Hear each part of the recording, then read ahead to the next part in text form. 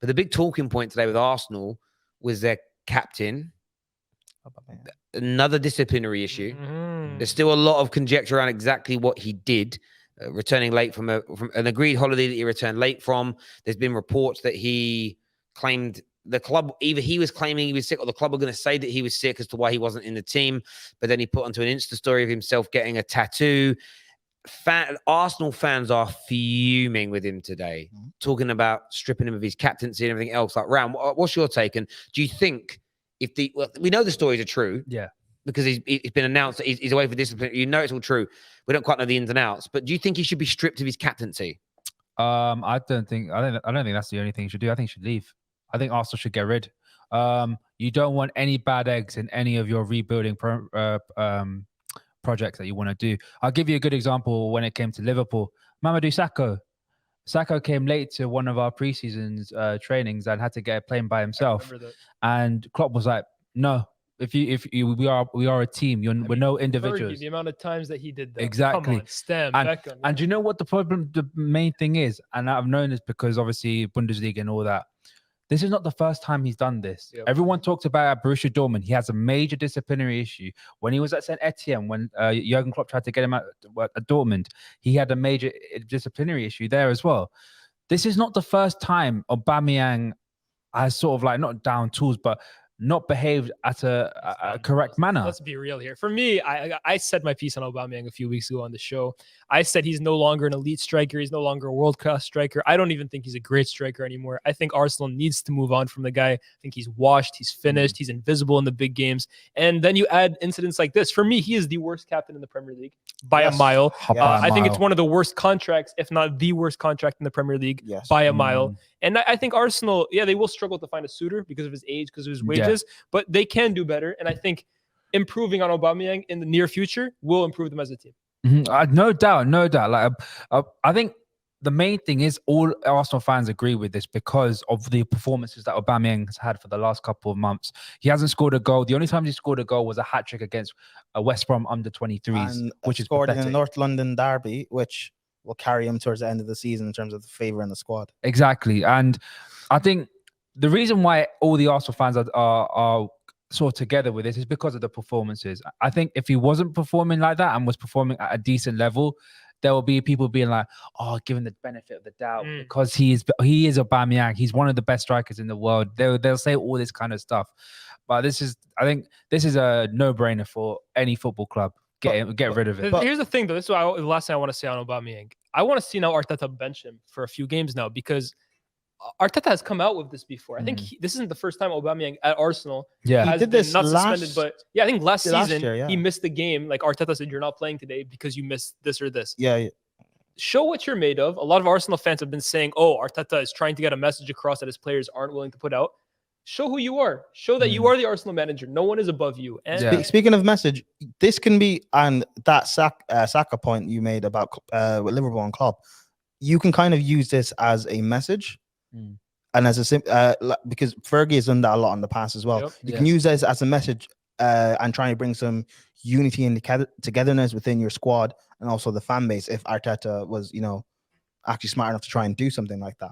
But I don't think he's going to do that. I think he might come back in I don't know who they're playing midweek or even at the weekend. West Ham. I think he'll come in straight because again, West Ham, North London derby. I think he will come back in. I think if anyone wants to talk about the Sakho incident, putting it into perspective, Sakho was the light-hearted, the cheerful, the happy guy within our squad. He was a main part of our squad dynamic, and when he left, that sent a massive message to all the other players in the squad, saying like, I don't take anyone for granted. If you want to be a part of this squad, you have to listen. It needs to happen, and it's one of the reasons why Arsenal have gone backwards.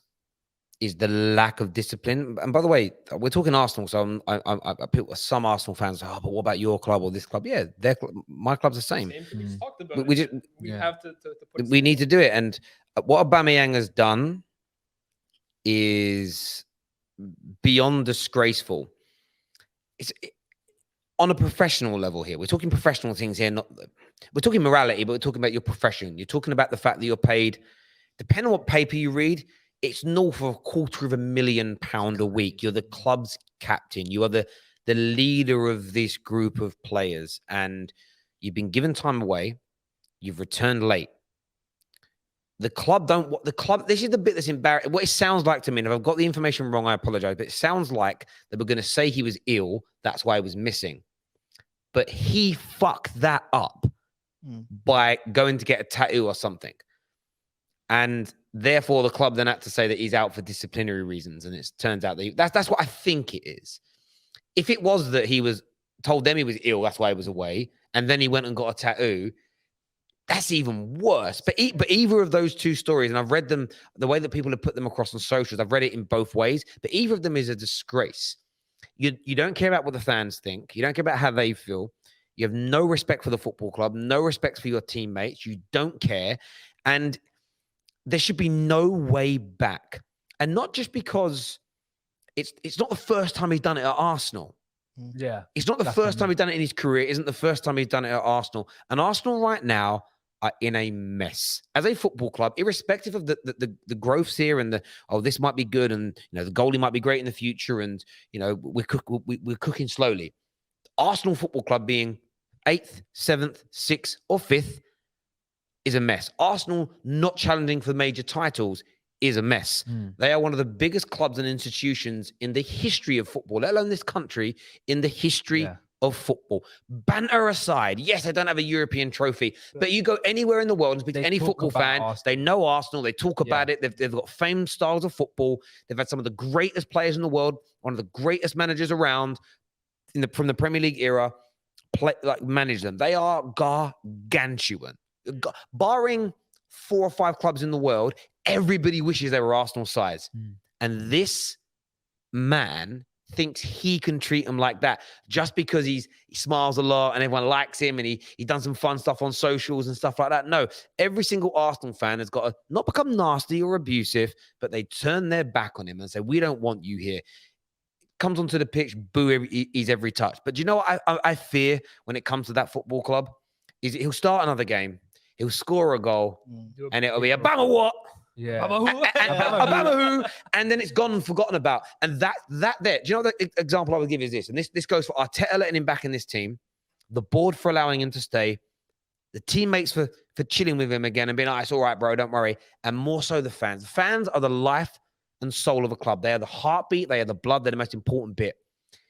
If the fans let him back in again, you're then asking to be treated like this. If you've got a partner, I'm just gonna say partner, so no one gets offended, and they cheat on you, you take them back, and then they cheat on you again, and then you take them back, and then they cheat on you again, and you take them back. There comes a point where I do not sympathize with the person being cheated on at all anymore. It's like you're a doormat, and you are allowing this to happen. Arsenal fans, Arsenal Football Club as a collective, make a stand that we do not tolerate this type of behavior, strip the captaincy, and do whatever it takes to sell him in January. Even if you have to fall on your sword and still pay part of his salary, get him out your football club. The message that sends to everybody, it could be one of the most potent and strongest decisions that that Arteta in your club ever makes, for people to realize, you know what, it should be a privilege every day to be an Arsenal player.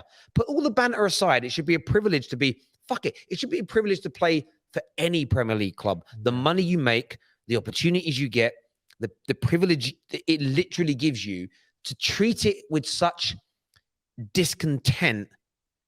For me, I'm insulted. I'm not even an Arsenal fan. I would give so much to have the life and the ability and the skills that they've got, and the disregard for it is a madness. And for me, they should if they don't sell him in January, 100%. They are inviting this type of behavior, Arsenal. I think so too. And I think with Arsenal, the biggest thing that people are almost forgetting about too is that they have a history of this, of captains either leaving the club or disrespecting them or being stripped.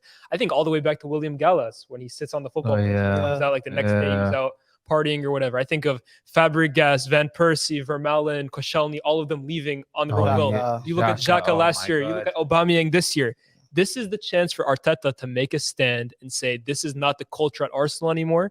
This is not tolerated anymore. Aubameyang, you're gone in January, and this is how we run things now. I think that, sends a good message to the fan base that this is how Arsenal wants to behave, and it also sends a good message for Arteta that, listen, I am the guy.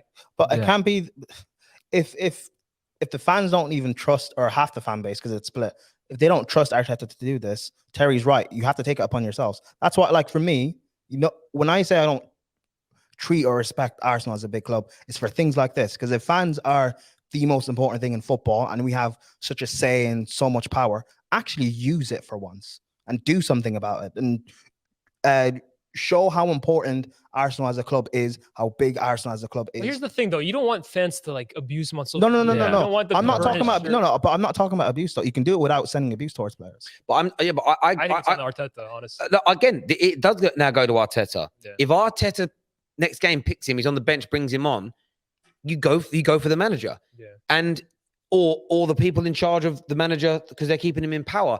If Arteta, the Arsenal fans have got to stop. Football fans in general have got to stop drinking the Kool-Aid and be it like, we all sat down, we cuddled, he apologized. You know what I mean? We made up. We're all friends again now. There'll be a little social post of, back at, I wouldn't be surprised if by Tuesday morning there was, again, what will happen if they beat West Ham and there's a feel-good factor, there'll be a picture of Aubameyang looking happy and jolly and laughing at training, and it'll be a big caption of everyone's back at it again. And it'll be, forgive you now, mate. After the Arsenal fan, but you lost 2 games on the bounce, embarrassingly. Because if you look at the context of those defeats, and then Arsenal Football Club released a new retro kit release, and everyone's like, Saka with a puppy, and so many gooners, a lot of gooners called it out, and I was so, honestly, every gooner, but every gooner that I saw call it out, I was like, I'm so proud of you as a fellow human being. I was like, I'm so proud of you. But some were like, it's great. The ones that called it out. No, but then I saw people going, I'm buying it. I'm like, but you deserve this. Terry, you deserve it. They do, but don't be proud, because the ones that have called it out, a good portion of them will be the same ones that will buy it in secret. So, are you really proud? No, I hear you. I do hear you on that. And like, for me, the fans have got to be resolute in this. If you want him out today, you want him out in a few weeks, you've got to stand your ground on this. Unless it turns out he done nothing wrong, which I think Arteta wouldn't have benched him and said that he's being punished for disciplinary reasons. Yeah, if that's what I mean. It's something's happened, but Arteta's got to have a backbone here. Thank you very much for watching. Make sure you comment, like, subscribe, and share. If you want to see the rest of this video or more content from the Football Terrace, please click on the link, check out our YouTube channel, and make sure you're subscribing. We look forward to seeing more of you. Take care, goodbye, and God bless.